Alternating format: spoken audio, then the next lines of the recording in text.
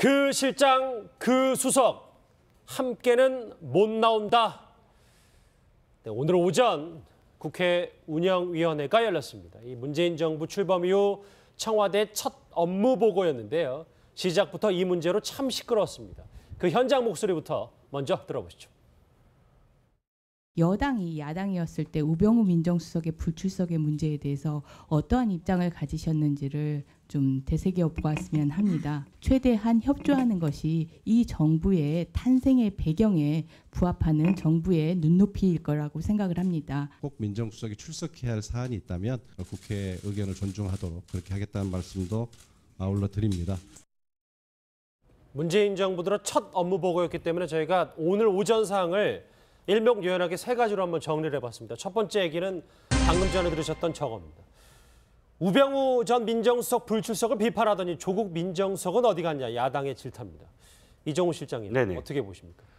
운영위에서의 민정수석 참석 여부는 어느 정권이든 되풀이되고 있습니다. 특히나 돌이켜보면 첫 운영위, 그러니까 청와대의 첫 업무 보고는 어느 정권이든 야당이 꼭 민정수석을 오라 하고 요구를 하거든요. 그건 뭐 전례적으로 계속 되풀이된 겁니다.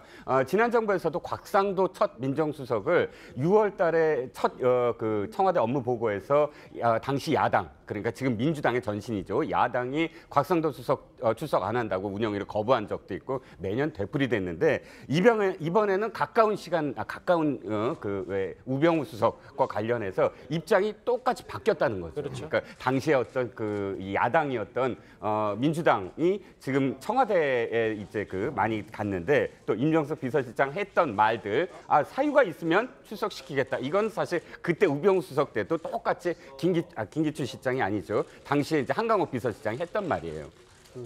역사는 늘 되풀이됩니다. 지금 그 임종석 실장이 꼭 민정수석에 출석해야 할 상황이 있다면이라는 건 지금 현재 상황에서 또 사실 문정부의 지금 지지율이 굉장히 높은 상황에서 우리 뭐 절대 출석 안 하겠다라는 뜻 아닌가요?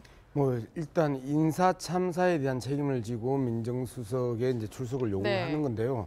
현실적으로 인사수석이 출석을 합니다. 그리고 정무수석도 출석을 하고 비서실장이 출석하는 상황에서 굳이 민정수석이 인사 참사에 대한 어떤 책임을 요구하는 부분에 대해서 불편하다라는 게 이제 청와대의 뜻인 것 같고요. 그리고 실제 이명박 정부나 박근혜 정부 내내 민정수석이 참석한 적이 거의 없죠.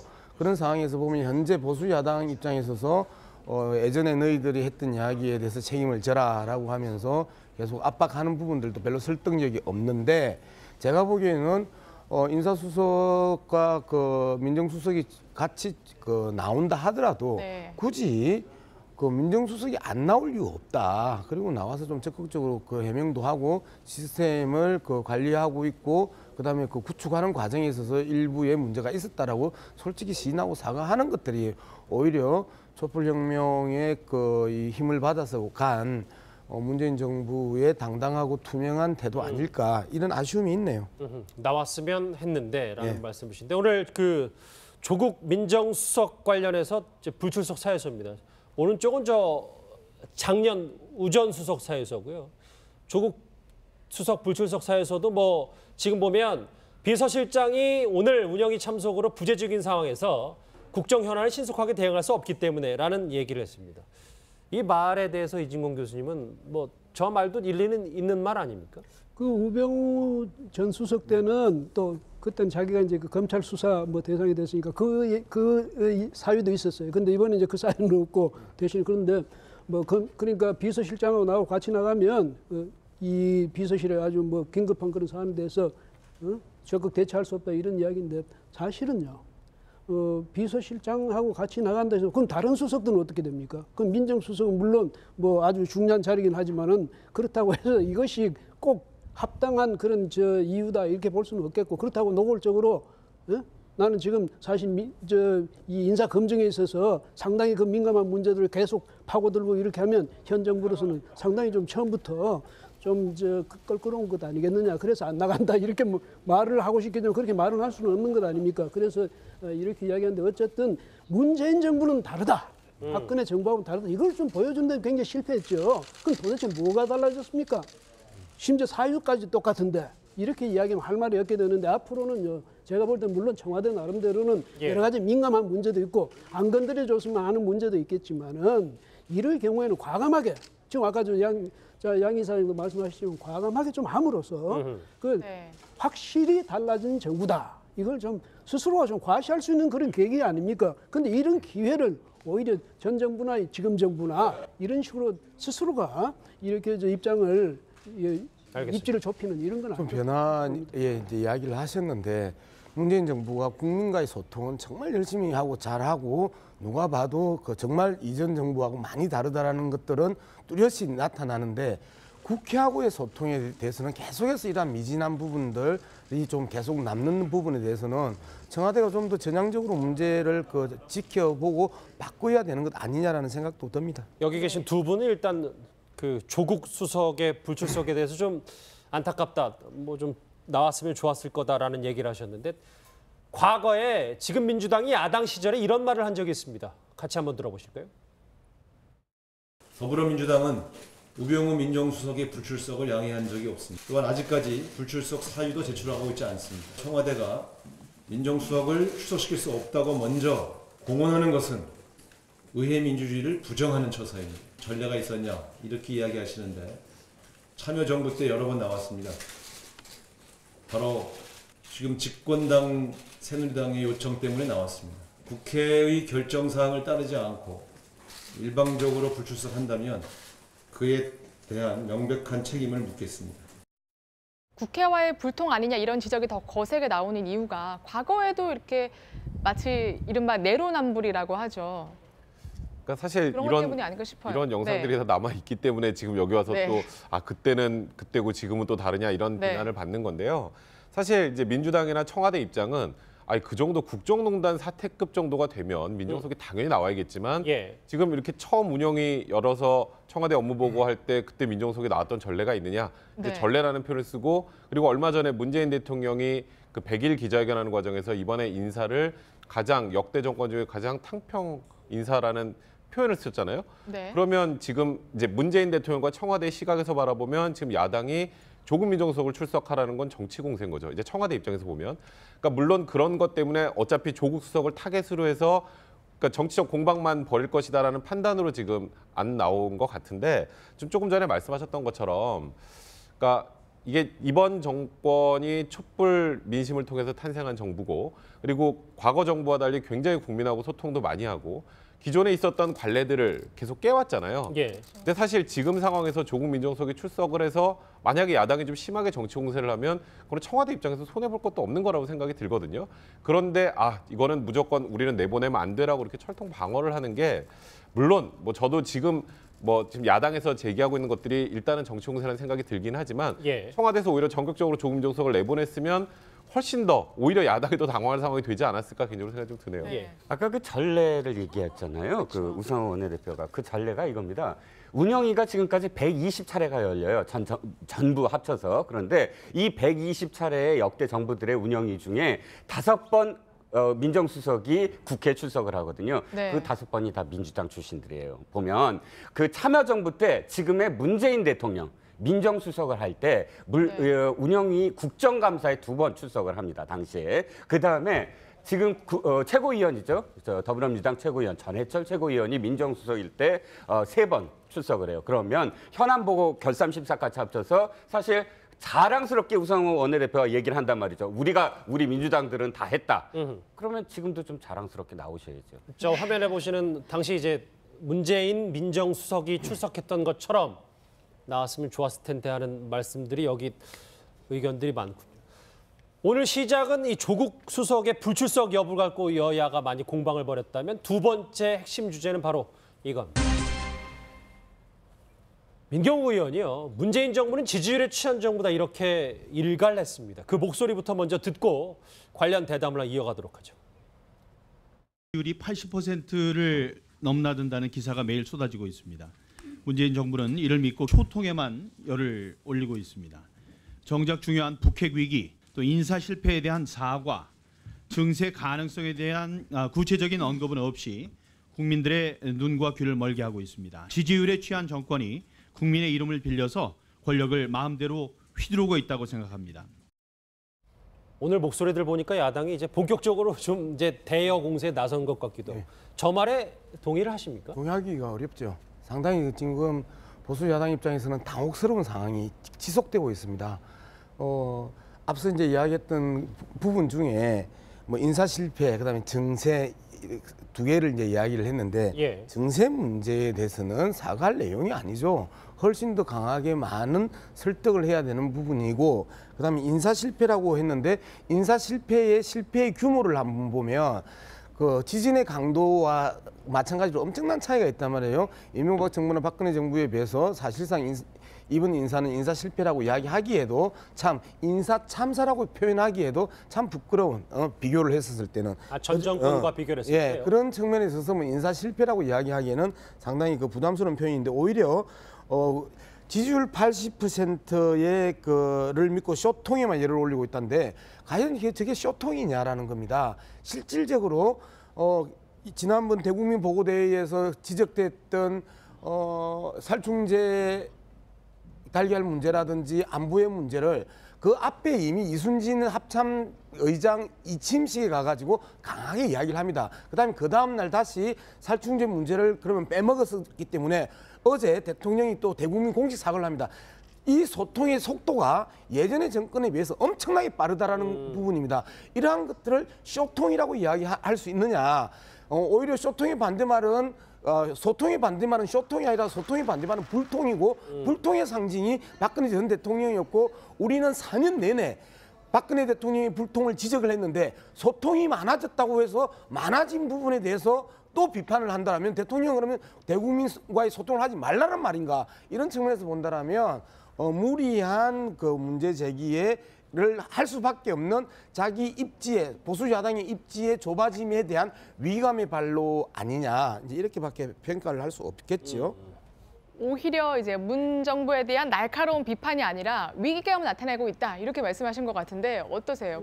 그러니까 지금 뭐 네. 80%를 넘나드는 그 지지율에 야당이 좀 존재감이 굉장히 이제 없어진 건 사실이에요. 그래서 그런 점에서 보면 위기감이라고 그 양희성이 네. 표현한 건 맞는 말입니다. 그러나 야당으로서는 이래 정치적으로 공격하는 건 당연히 야당으로서는 해야 될 일이에요. 네. 야당의 가장 채찍하는 본분이 뭐냐면 노예예요.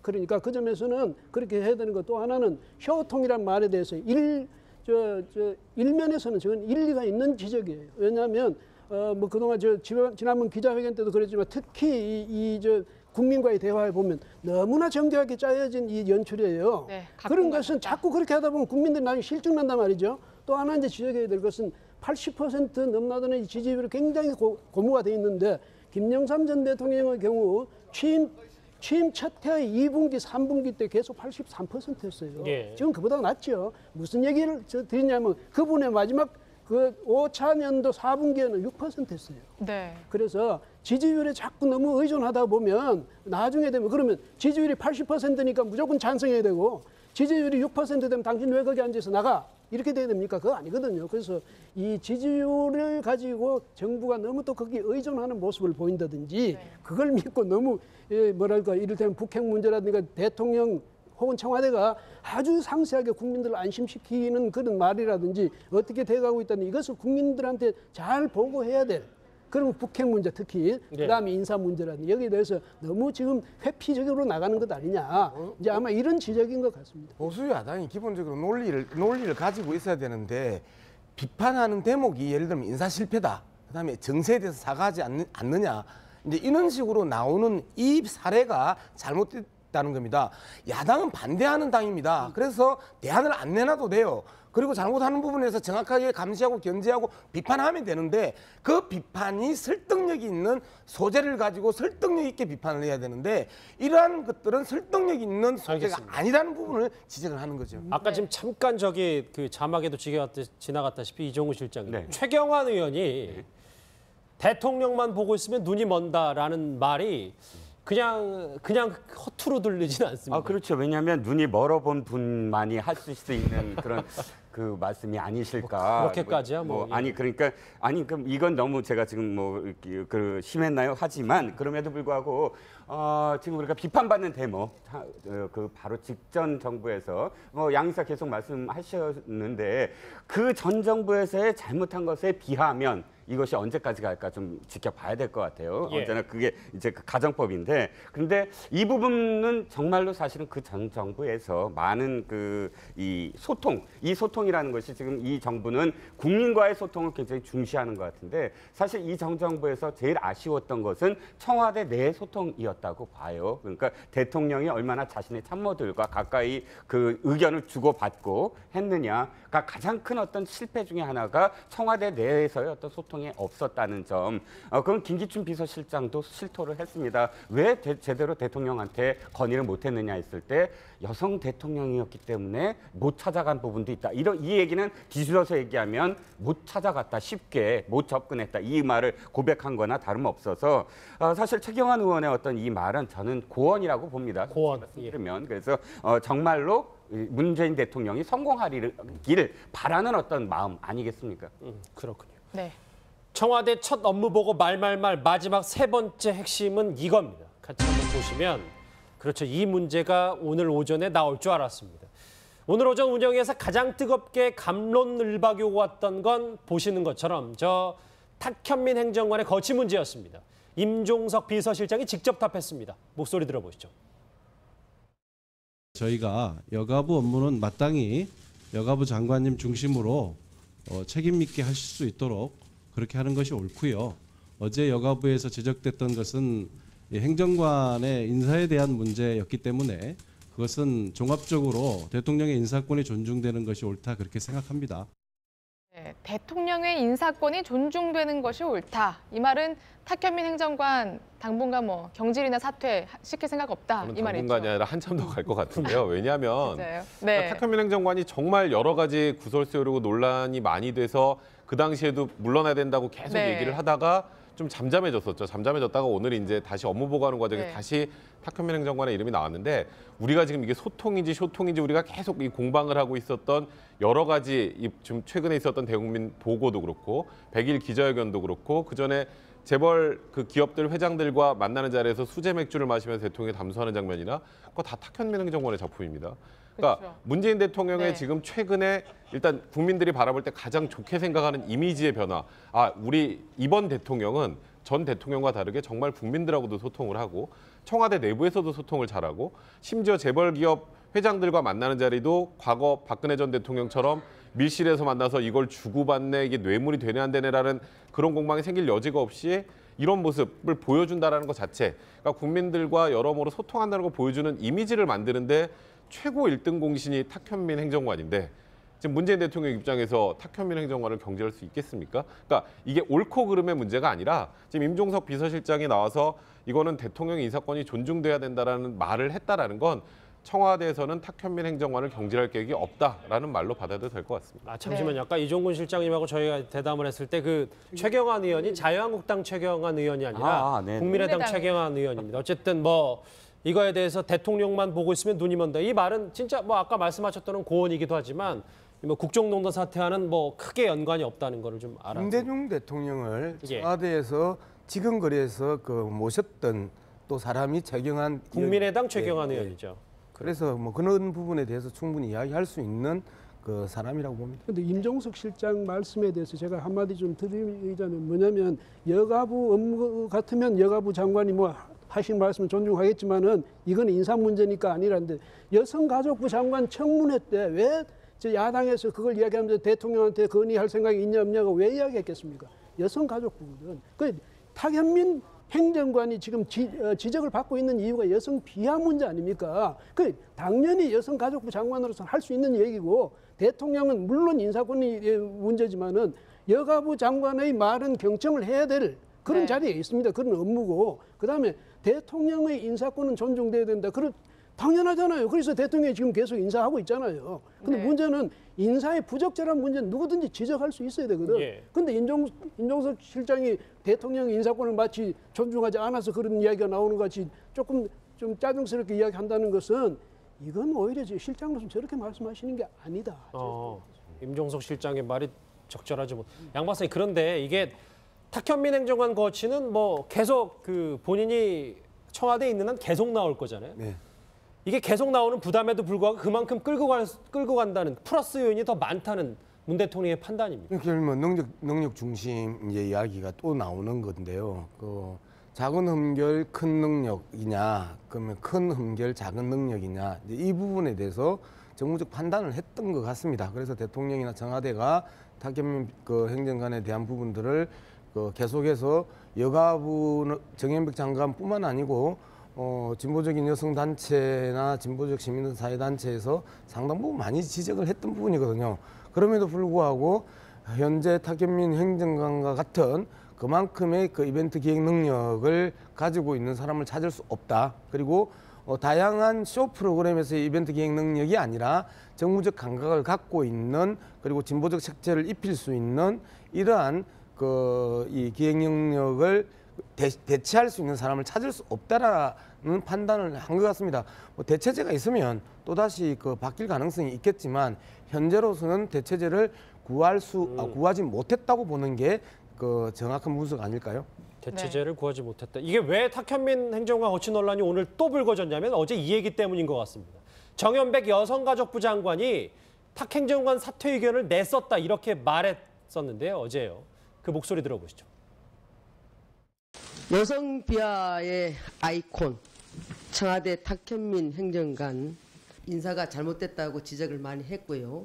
관계자를 만나서 구두로 저의 의견을 전달을 하였습니다. 그 이후의 결과에 대해서는 제가 좀 무력합니다. 그래서 저는 분명히 청문회에서 약속드린 대로 사퇴하시라는 고언을 전하겠다고 말씀드렸고 그거는 그대로 제가 전달하였음을 다시 한번 확인드립니다. 여성가족부도 전달은 했는데 무력했다는 말은 나는 그 정도 힘은 안 됐다라는 말인 것 같아요. 그렇죠. 어떤 장관도 마찬가지죠. 어떤 장관도 특정 인사에 대해서 고언, 그러니까 이건 부적절합니다라고 말은 할 수 있어도 그렇다고 해서 그 이외에 어떤 법적이든 혹은 어떤 권한이 주어진 건 아니기 때문에 무력하다는 말은 저는 이렇게 해석이 돼요. 자기는 약속을 지켰다. 그러니까 그게 굉장히 방점인 것 같아요. 그러니까 그건 굉장히 진정성 있게 들리거든요. 지난번에 왜 그 청문회에서인가요? 어찌됐든 야당 의원들이 굉장히 한 목소리를 냈을 때 내가 그 말을 전달하겠다라고 한 약속을 나는 충분히 지켰노라라는 대답으로 들리거든요. 근데 저걸 다 들어보면 국민들 입장에서 이렇게 들릴 것 같아요. 어머, 탁현민 행정관이 장관보다 더 세네. 이렇게 들릴 수도 있을 것 같아요.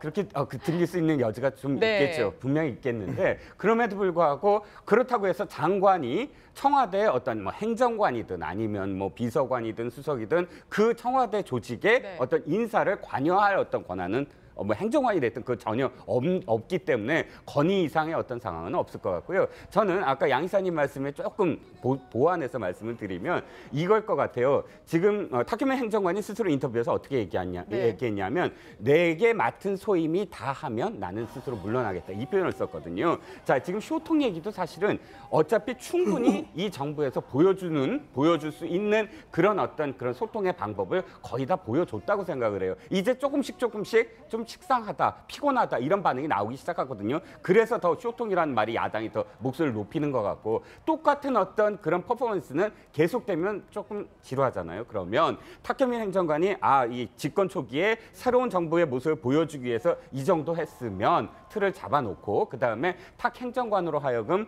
조금 명예롭게 이렇게 물러날 수 있도록 박근혜 대통령이 그걸 잘했어요. 막 비판을 했을 때 당사자를 절대로 내치지 않았지만 한 3개월에서 6개월 정도 후에 은근히 자리를 함께 이렇게 몇 사람들과 함께 인사하는 그런 식으로 해서 스스로 물러나게끔 해줬거든요. 바로 명예스럽게 퇴진하려는 그런 어떤 작업이 아닌가 싶습니다. 근데 이제 무력하다는 게 본인이 이제 의견을 냈는데 이러한 이유로 사퇴는 안 된다라는 의미가 아니라 그냥 본인 힘이 없다는 걸 자인하는 게 문재인 정부는 그래도 국무위원들이 토론을 잘하는 줄 알았는데 그것만은 또 아닌가 봅니다라는 생각. 안타까운 게 바로 그 점이에요. 그래서 이 여성가족부 장관이 자신이 그렇게 이제 말씀을 드렸으니까 앞으로 어떻게 청와대에서 어떻게든 같이 지켜봅시다. 이 정도로 이야기했으면 차라리 나았는데 저는 힘이 없습니다. 이렇게 해버리니까 지금 말씀하신 그대로예요. 문 정부도 달라진 게 뭐 있냐 이렇게 되는데 옛날에요. 이 완벽한 이 연출 있잖아요. 퍼포먼스를 완벽하게 연출하는 게 이게요. 한 두세 번 지나면 금방 식상해집니다. 그래서 옛날에 노무현 전 대통령의 경우는 비서관들하고 같이 담배도 피우고 또 무슨 소통할 일이 있으면 TV에 방송에 나가서 내가 그 토론 프로그램에 나가겠습니다. 이래서 그렇게 하는 것이 훨씬 자연스럽고 또 국민들한테도 받아들여지지. 잘 짜인 각본대로 연출된 그런 행사는 국민들이 별로 좋아 안 하거든요. 그 점에서 보면 그다음에 탁현민 행정관도 뭐라고 했냐면 스스로도 나 여기 오래 있을 생각 없다고 그랬단 말이죠. 네. 국민들을 보더니 나 여기 오래 있을 생각 없다 하는 사람을 저래도 끝까지 붙잡는 거 보면 문 대통령은 저 사람 없으면 일 못하는 거냐? 저 사람은 저렇게 말하자면 국민들이 볼 땐 좀 오만하게 저래도 저 자리를 계속 놔도 이런 식의 이미지를 줄 수도 있으니까 문 대통령 같으면 소통 아닙니까? 그렇죠? 그다음에 소탈함. 이것을 이 이미지를 끝까지 지켜가기 위해서라도 탁현민 행정관에 대해서는 좀 빨리 그 조치를 하시는 게 좋겠습니다. 일단은 하시는 게 낫겠다. 오늘 오전 그렇습니다. 있었던 첫 네. 청와대 업무보고 얘기까지 해봤습니다.